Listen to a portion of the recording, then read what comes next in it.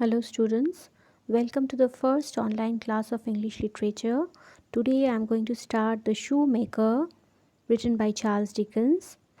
The Shoemaker is an excerpt from a chapter of the book A Tale of Two Cities, written by Charles Dickens. Now, this story, The Shoemaker, is an emotional chapter that shows the effect of imprisonment on a person's life. Now, before I start the chapter, let me tell you that when Charles Dickens had written this novel, at that time France was experiencing a serious economic failure. The common people in France were suffering from dearth of food. They were not getting food. Food was very expensive at that time. So they were at the verge of revolting against the rich and noblemen of France. It was at that time when Charles Dickens had written this novel. Now, the main character or the protagonist in the story is the shoemaker, who is actually a doctor, a renowned doctor in Paris. In the past, he had refused to support a cruel French nobleman. And as a punishment, this cruel French nobleman had thrown him into the North Tower of a terrible prison called Bastille. To add to his agony, no one knew what had happened to this doctor who had suddenly disappeared. So he was forced to remain in that prison for long 18 years. And after his release, he was a completely shattered or broken person who could remember nothing about his past and his family, who could only sit on a bench and make shoes. Now, in this story, we will see that Dr. Manette's friend Jarvis Lorry and his daughter Lucy Manette comes to meet Dr. Manette, who had just been freed from the prison after spending 18 years over there. He had no memory of his family or his former life as a doctor. Dr. Manette now calls himself a shoemaker because that is what he was taught to do in the prison. That is why this story has been named The Shoemaker. Now, in this story, we will find Dr. Manette to be a completely lost person. He has forgotten everything and he has no idea where he is actually. Mentally, he is still in the prison. He thinks that he is there in the prison and his only job is to make shoes. And if he doesn't do his work properly, he will be whipped and yelled at by the jailer of the prison.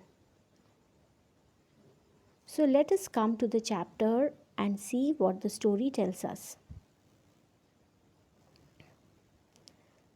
Good day, said Monsieur Defarge, looking down at the white head that bent low over the shoemaking. So Monsieur Defarge has come to the room where the shoemaker was making his shoes, and he wished good day to the shoemaker. It was raised for a moment. The shoemaker, who had a white head, that means his hair had turned grey, and he was engrossed in making his shoes. He raised his head for a moment, and a very faint voice responded to the salutation, as if it were at a distance. So, the shoemaker responded in a very faint voice to the salutation of Monsieur Defarge, as if he was speaking from a far distance. Good day. You are still hard at work, I see, Defarge asked. After a long silence, the head was lifted for another moment. So, after a long silence, the shoemaker again lifted his head. And the voice replied, "Yes, I am working." This time, a pair of haggard eyes had looked at the questioner before the face had dropped again. So, the shoemaker had a pair of haggard eyes. That means his eyes were exhausted or tired. And he stared at the questioner. Who is the questioner? Monsieur Defarge. So he stared at Monsieur Defarge for a little while, and then again he dropped his head and started walking. The faintness of the voice was pitiable and dreadful. So his voice was so faint that it evoked pity, and it was dreadful. That means it showed how much he had suffered or how much unhappy he was. It was not the faintness of the physical weakness, though confinement and heart fare no doubt had their part in it. So it was not just the physical weakness that imprisonment had upon him. That means being imprisoned for 18 years had not only made him physically weak, but mentally too. Its deplorable peculiarity was that it was the faintness of solitude and disuse. For long 18 years, he stayed all alone in the prison, and he was not used properly. That means he was not been a doctor for a long time. He had been in some other job. That is, he had learned to make shoes. That is why he was mentally shattered, mentally broken.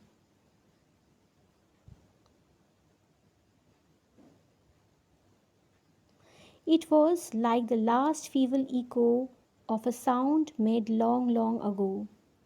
So, his voice was so feeble, so weak. It seemed that he had been weak for a long time, he had been ill for a long time, and that is why his voice was so faint and feeble. "I once," said Defarge, who had not removed his gaze from the shoemaker, "to let in a little more light here. You can bear a little more." So this shoemaker had been in the dark room for a long time. That is why Defarge was saying that he want light to come inside the room. And he was asking the shoemaker, "You can bear a little more light inside the room." The shoemaker stopped his work. He stopped his work. He looked with a vacant air of listening at the floor on the one side of him, then similarly at the floor on the other side of him, and then upward at the speaker. So you can see the shoemaker was behaving in a different way. He was not connecting himself to the questions of Monsieur Defarge. Though Monsieur Defarge was asking him something, he was looking on one side of him, then on the other side of him on the floor, and then he looked at the speaker with a vacant air of listening, as if he couldn't understand what Defarge was speaking about. There was a blank expression of the shoemaker. The half-open door was opened a little farther. A broad ray of light fell into the garret and showed the workman with an unfurnished shoe upon his lap, pausing in his labor. So the broad ray of light entered the garret, and the workman or the shoemaker was visible.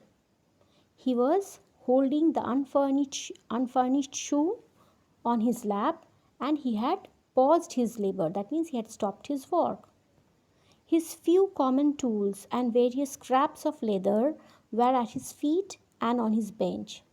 So all the tools of making shoes and the scraps of leather were scattered on the floor and on his bench. He had a white beard, raggedly cut. His beard was white and it was not cut properly. It was worn out, but not very long.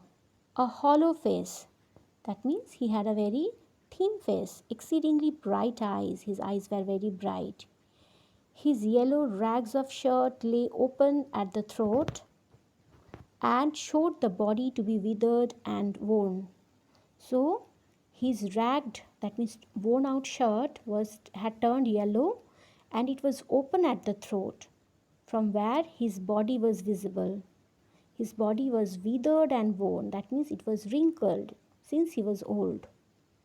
He and his old canvas frock, loose stockings, and all his poor tatters of cloth had in a long seclusion from direct light and air faded down to such a dull uniformity of parchment yellow that it would have been hard to say which was which.